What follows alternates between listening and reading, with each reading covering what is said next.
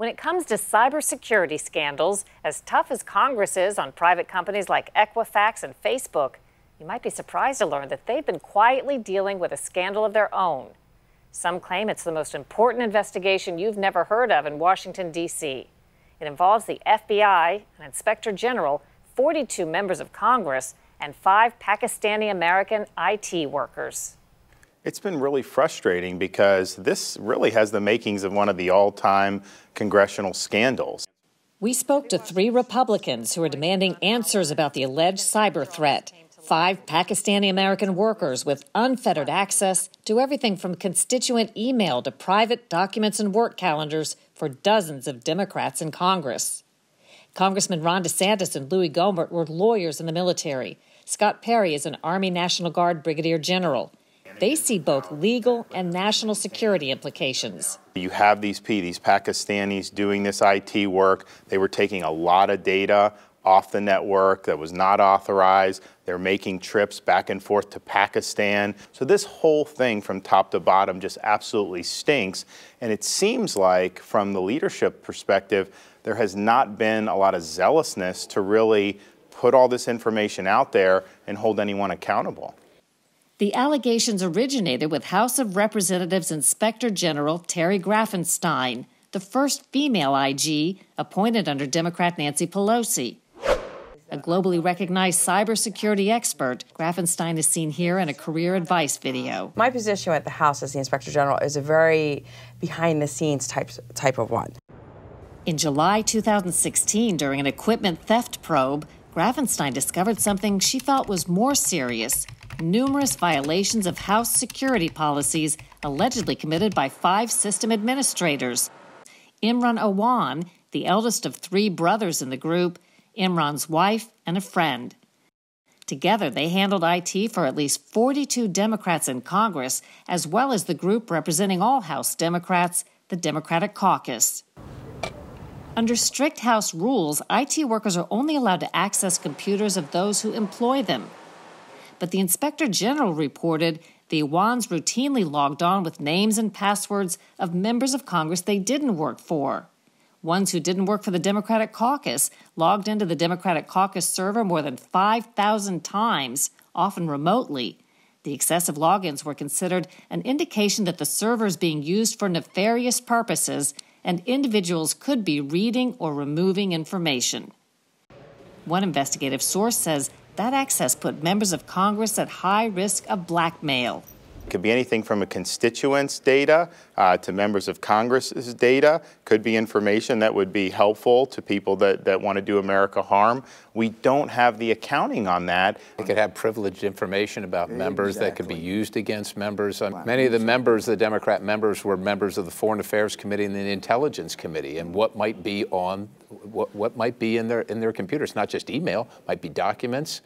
Despite the concerns, according to multiple sources and investigative notes, the Inspector General claimed Democrat and Republican staffers slow-walked the investigation, wouldn't let her team question the IT workers or access their emails, and pulled her off as the lead on the case less than 2 weeks before the presidential election. The case was handed over to the Capitol Police and eventually the FBI.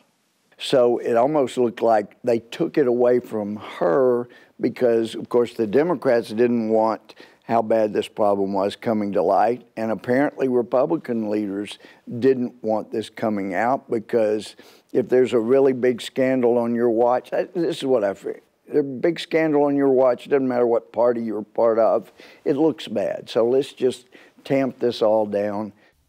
Meantime, the Awan Group retained access to congressional computers.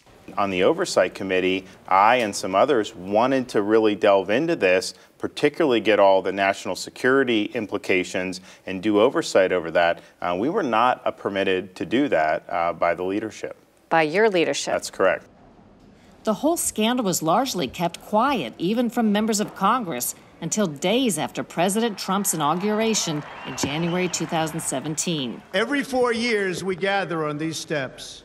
That's when authorities in the House finally banned the Awan Group from congressional computers. Chris Gowan is Imran Awan's attorney and a law professor at American University.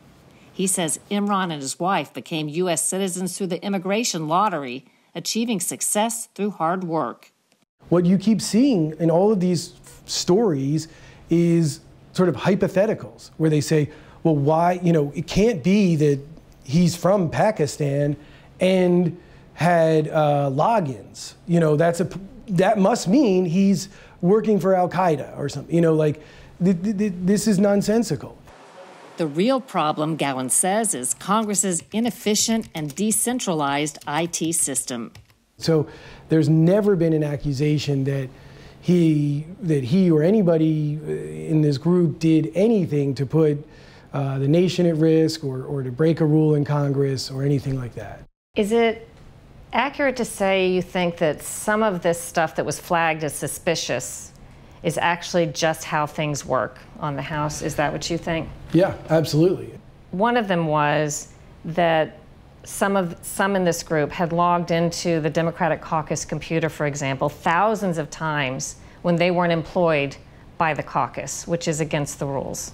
That's all been checked out, like excruciatingly. There's been so many investigations into every single login. The FBI has taken an unbelievable amount of time investigating every single login accusation, and that it's been uncovered that he has not done my client didn't do anything illegal regarding logging in.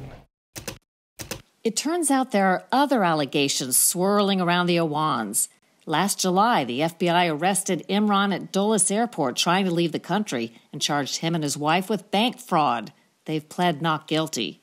Imran's wife has also accused him of threatening her and of polygamy, which he denies. Was he married to two people? No. Did he threaten his wife? No, absolutely not. Then there's the matter of Imran Awan's biggest name client, Congresswoman Debbie Wasserman Schultz. All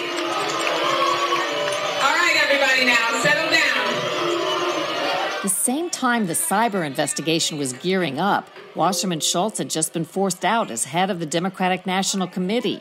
The group's emails have been stolen and published on WikiLeaks. When authorities banned Imran from the congressional computers, Wasserman Schultz reportedly accused investigators of being anti-Muslim and kept him on the payroll even after he left one of her computers in a booth on Capitol Hill where it was confiscated by police, which prompted an odd exchange at this hearing last May. Wasserman Schultz challenged the Capitol Police chief over and over to return her computer, as he explained it was part of a criminal probe. So if a member says that they have equipment that's been lost and you find it, it would be returned to the member? In the general sense, yes. And the Capitol Police is supposed to return it, correct? Depends on the circumstances. And if the circumstances I don't understand how that's possible. Members' equipment is members' equipment. It is their equipment, and it's supposed to be returned.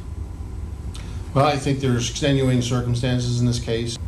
I think you're violating the rules when you conduct your business that way, and should expect that there would be consequences. I yield back.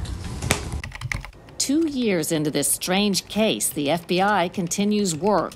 Nobody has been charged with any cyber crimes, and the Inspector General is said to have resigned in disgust over the handling of the case. From what I can tell, members of Congress have not notified constituents that things they sent to their members of Congress may have been compromised. I hadn't even thought about that. We don't know. We don't really know the extent of the data breach. We don't know any of that stuff, and that's important stuff for not only us to know, but for citizens to know that they've been corresponding with their member of Congress, and that information might be out there for anybody to use. I would put Imran Awan, his character, morals, up against almost anybody I know. What's happened is we've ruined a person's life. He's lost his job. He's lost everything he ever had because of political accusations by fake reporters.